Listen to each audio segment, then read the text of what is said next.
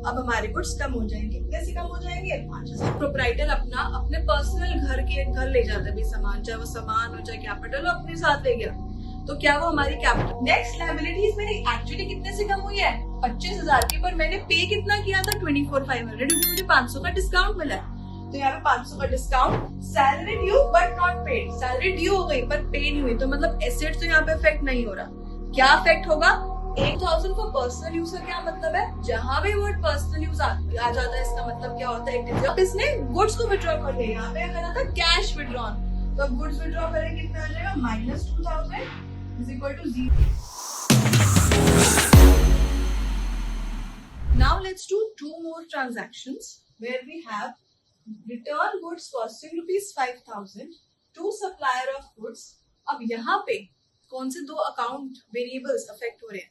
Assets और liabilities. Why? Because हमने goods costing ₹5,000 हमने वापस कर दिए, हमने परचेज किया होगा तो हमारे गुड्स बड़े होंगे। अब हमारे गुड्स कम हो जाएंगे। कितने से कम हो जाएंगे? 5,000 रुपए से। और सप्लायर ऑफ गुड्स, इसका मतलब कैश पे नहीं खरीदे थे, इस पे खरीदे थे क्रेडिट पे, उधार पे खरीदे, तो हमारा कौन सा अफेक्ट होगा? क्रेडिटर्स। तो क्रेडिटर्स उतने से क्या हो जाएंगे? कम। So assets is equal to liabilities plus capital. तो एसेट्स कितने का हो जाएगा? 5,000 से कम।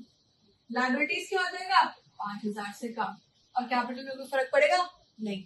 गुड्स को रिटर्न कर दिया, मतलब 5,000 रुपए से गुड्स कम हो गए, 5,000 रुपए से हमारी जो लायबिलिटी थी वो क्या हो गई? कम।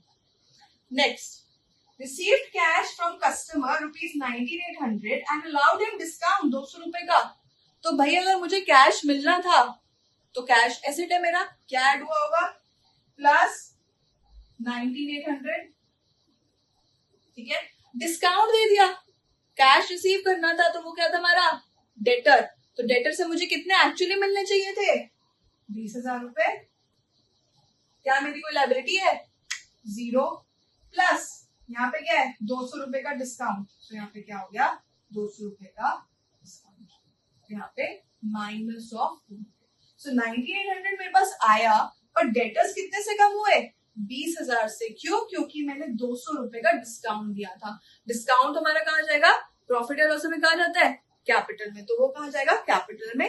रिमेनिंग जो ट्रांजैक्शन है वो किस साइड होगी? Asset side. Now let's move forward to 3 more entries where we talk about paid cash to supplier of goods 24,500 and received discount। पिछले वाले में क्या था? Allowed discount। इसमें क्या है? हमें मिला discount for 500।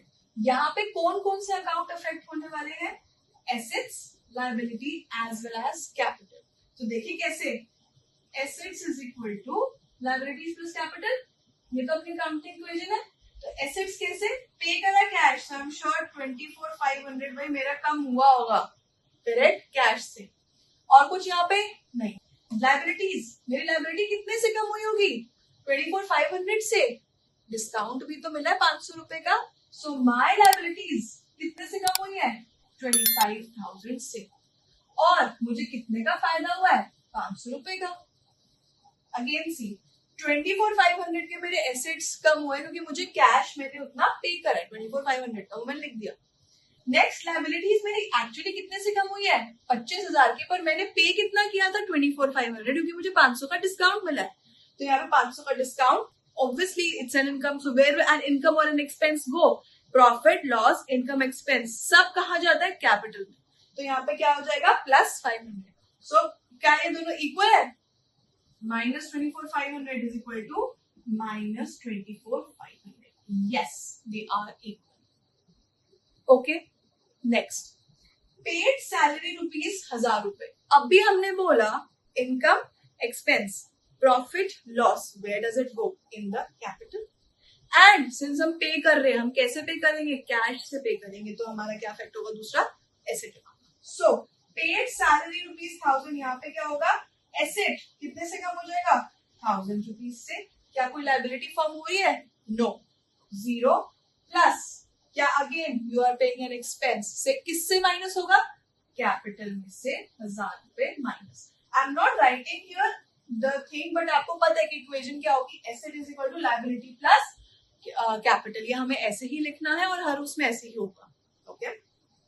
Salary due but not paid, salary due हो गई पर पे नहीं हुई, तो मतलब एसेट तो यहाँ पे अफेक्ट नहीं हो रहा। क्या अफेक्ट होगा? एक तो कैपिटल बिकॉज एक्सपेंस है, और दूसरा पे नहीं करी, भाई पे करनी थी, तो दूसरी कौन सी हो गई? लायबिलिटी। सो एसेट में देखेंगे zero, this is the first transaction अभी तक की जिसमें क्या आ रहा है? Zero. So on asset side zero is equal to liability कितने की थी? मान लो ₹1000। सो लायबिलिटी 1000 की थी, और उसके बाद यहाँ पे कैपिटल कितने से कम हो गई? पे करना है ना, माइनस, तो क्या हो गया? Zero is equal to zero. Now we have commission received in advance. अब कमीशन हमें रिसीव हो गया, एडवांस में हो गया, but have we work for it? No.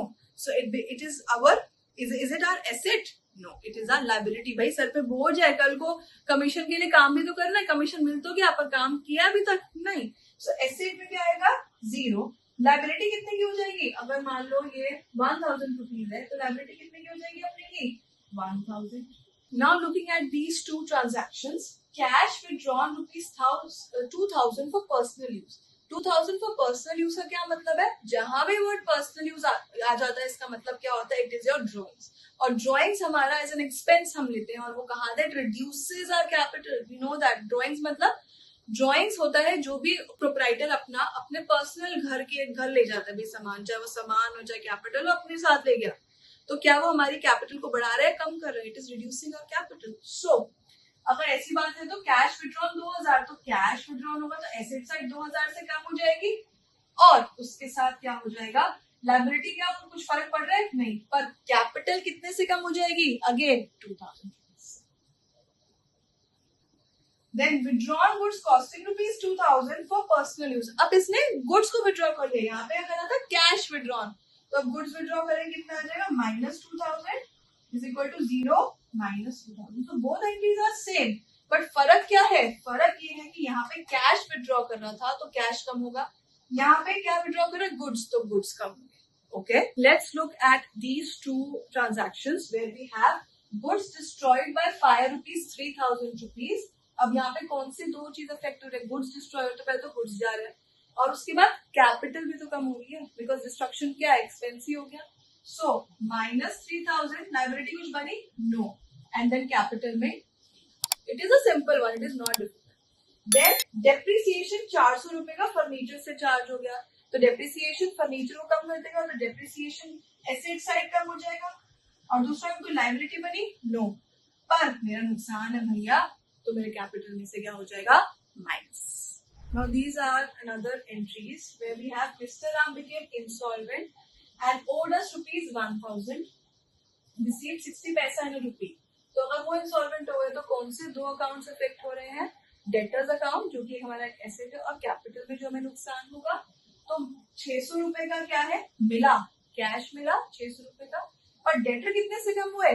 पूरे 1000 रुपए के डेटर कम हुए, प्लस लायबिलिटी कुछ था? नहीं, जीरो, और हमको नुकसान कितने का हुआ? एक्चुअली 400 रुपए का, 40% का। ठीक है, next, repaid loan ₹10,000 with interest of 100। तो लोन रीपे करने का कितना हमारा कैश टोटल गया? 10,100 रुपए, और लोन हटाने का कितना गया?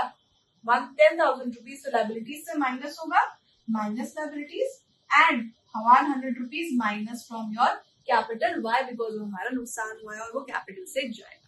So these are the various transactions, and this is how we make the accounting equation. Next, we also have a video where we talk about one specific question, a very comprehensive question that covers every aspect of accounting equation, and we make it, right? So the link will be given in description of the next video, and kindly like, share and subscribe to my channel for more such content on accounts and finance. Thank you.